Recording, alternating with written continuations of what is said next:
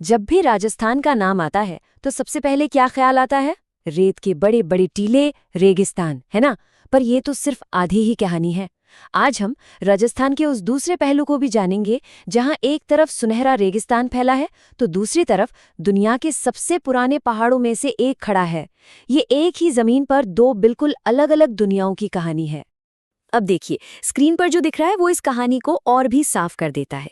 एक तरफ ये अंतहीन रेत के टीले हैं और दूसरी तरफ ये नक्शा जो दिखाता है कि कैसे अरावली पर्वतमाला एक हरी दीवार की तरह इस राज्य को बीच से दो हिस्सों में बांट देती है। यही तो राजस्थान के भूगोल का असली जादू है।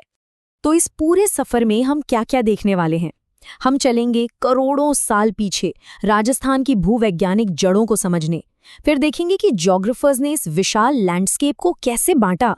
इसके 4 मुख्य हिस्सों की तुलना करेंगे, थार रेगिस्तान के कुछ चौंकाने वाले राज जानेंगे और आखिर में ये भी समझेंगे कि ये भूगोल आज भी लगातार कैसे बदल रहा है। अच्छा, राजस्थान आज जैसा है उसे समझने के लिए ना हमें टाइम मशीन में बैठकर करोड़ों साल पीछे जाना पड़ेगा। उस वक्त जब धरती का नक्शा आज से बहुत बहुत अलग दिखता था।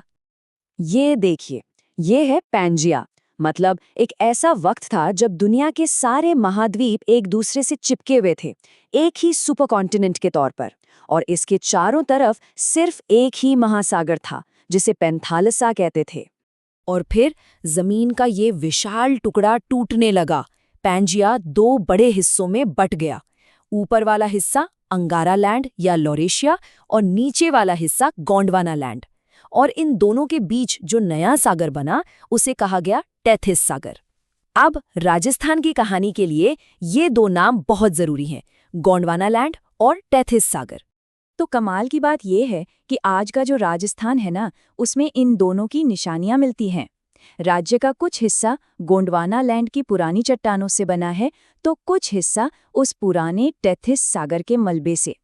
और बस यही वजह है कि यहाँ का भूगोल इतना अनोखा और इतना विविध है। अब जब इतनी कॉम्प्लेक्स हिस्ट्री हो तो सवाल उठता है कि भाई इस इलाके को समझे कैसे, इसे बांटा कैसे जाए। चलिए देखते हैं कि भूगोलवेत्ताओं ने इस पहेली को कैसे सुलझाया। तो सबसे पहली जो बड़ी कोशिश हुई थी वो की थी वीसी मिश्रा ने अपनी किताब राजस्थान का भूगोल में। जैसा कि स्क्रीन पर दिख रहा है, उन्होंने राजस्थान को 7 अलग अलग हिस्सों में बांटा था।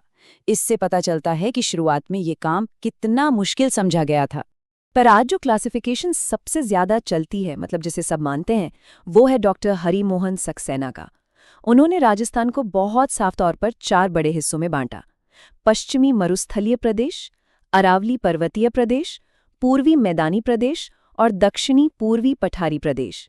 आगे की हमारी पूरी चर्चा इन्हीं 4 प्रदेशों पर होगी। तो चलिए अब इन चारों हिस्सों को एक एक करके देखते हैं और समझते हैं कि इनमें क्या क्या बड़े फर्क हैं। ये जो नक्शा है इसमें सब कुछ बिल्कुल साफ साफ दिख रहा है। देखिए, पश्चिम में ये पूरा पीला हिस्सा, ये है मरुस्थल। बीच में ये जो हरी पट्टी है ये है अरावली। उसके पूर्व में ये हल्का नीला इलाका पूर्वी मैदान है और दक्षिण पूर्व में ये बैंगनी रंग का हिस्सा पठारी प्रदेश है। अब ये गेटा बड़ा मजेदार है, जरा ध्यान से देखिएगा। अरावली पर्वतमाला सबसे प्राचीन है, करोड़ों साल पुरानी, और वहीं मरुस्थलीय प्रदेश भूवैज्ञानिक रूप से चौथा यानी सबसे नया है। अब देखिए कमाल का विरोधाभास। मरुस्थल राज्य के 61% से ज्यादा हिस्से पर फैला है, पर यहाँ सिर्फ 40% आबादी रहती है। और इसकी तुलना पूर्वी मैदान से कीजिए, जो सिर्फ 23% जमीन पर लगभग उतनी ही यानी 39% आबादी को संभाले हुए है। ये चार्ट तो इस बात को और भी साफ कर देता है। देखिए, ये कितना बड़ा हिस्सा है मरुस्थल का, 61% से भी ज्यादा। मतलब राजस्थान का लगभग 2/3 हिस्सा तो सिर्फ रेगिस्तान है। और ये देखिए, यहाँ क्लाइमेट का पूरा खेल समझ आता है। जैसे जैसे हम पश्चिम से पूरब की तरफ जाते हैं, बारिश की मात्रा लगातार बढ़ती जाती है। जहाँ पश्चिमी रेगिस्तान में 40 सेंटीमीटर से भी कम बारिश होती है, वहीं दक्षिण पूर्वी पठार आते आते ये 120 सेंटीमीटर तक पहुँच जाती है। तो अब तक हमने चारों इलाकों का एक ओवरव्यू ले लिया, पर अब चलते हैं राजस्थान के सबसे बड़े और कह सकते हैं पहचान बन चुके इलाके में, थार के मरुस्थल में। और यहाँ कुछ ऐसे राज हैं जो शायद हैरान कर देंगे। सबसे पहले तो इस नंबर को देखिए। पूरे थार मरुस्थल का 62% हिस्सा अकेले राजस्थान में है। ये इसके विशाल आकार को दिखाता है। और यही आता है पहला सरप्राइजिंग फैक्ट। आमतौर पर हम सोचते हैं कि रेगिस्तान खाली और वीरान होते हैं, लेकिन थार का मरुस्थल दुनिया का सबसे घनी आबादी वाला मरुस्थल है।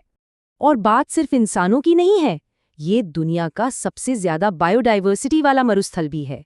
मतलब यहाँ पेड़ पौधों और जीव जंतुओं की इतनी किस्में हैं जितनी किसी और रेगिस्तान में नहीं मिलती। चलिए एक और अनोखी बात जानते हैं। पिछले 1 दशक में थार का रेगिस्तान उल्कापिंडों के गिरने के लिए एक हॉटस्पॉट बन गया है। तो इस रेत के नीचे आखिर है क्या? देखिए, भूवैज्ञानिक तौर पर यह विशाल अफ्रीकी मरुस्थल का ही पूर्वी हिस्सा है। यहाँ अवसादी चट्टानें हैं और इसीलिए यहाँ कोयला और पेट्रोलियम जैसे कीमती भंडार मिलते हैं। और एक और खास बात, यहीं पर राजस्थान में दिन और रात के तापमान में सबसे ज्यादा अंतर देखा जाता है। आखिर में एक बहुत जरूरी बात समझनी है। ये जो पूरा भूगोल है ना, ये कोई पत्थर की लकीर नहीं है। ये एक डायनामिक, बदलता हुआ लैंडस्केप है, खासकर जब हम रेगिस्तान की बात करते हैं। तो सवाल ये है कि क्या ये इतना बड़ा रेगिस्तान अपनी जगह पर शांत बैठा है? जवाब है नहीं। इस प्रक्रिया को कहते हैं रेगिस्तान का मार्च। मतलब मरुस्थल लगातार पश्चिम से पूरब की ओर बढ़ रहा है। और जैसलमेर का नाचना गांव इस घटना के लिए खास तौर पर जाना जाता है। तो बात आखिर में यहाँ आके रुकती है। 50 सेंटीमीटर वाली जो बारिश की लाइन है ना, वो एक तरह से एक अदृश्य दीवार है जो मरुस्थल को अरावली के पहाड़ों से अलग करती है। ये मरुस्थल की पूर्वी सीमा है और अरावली की पश्चिमी सीमा। और ये हमें एक बहुत बड़े सवाल के साथ छोड़ जाता है। अगर जलवायु परिवर्तन की वजह से ये रेखा पूरब की ओर खिसकती रही, तो सोचिए आने वाले वक्त में राजस्थान का नक्शा कैसा होगा।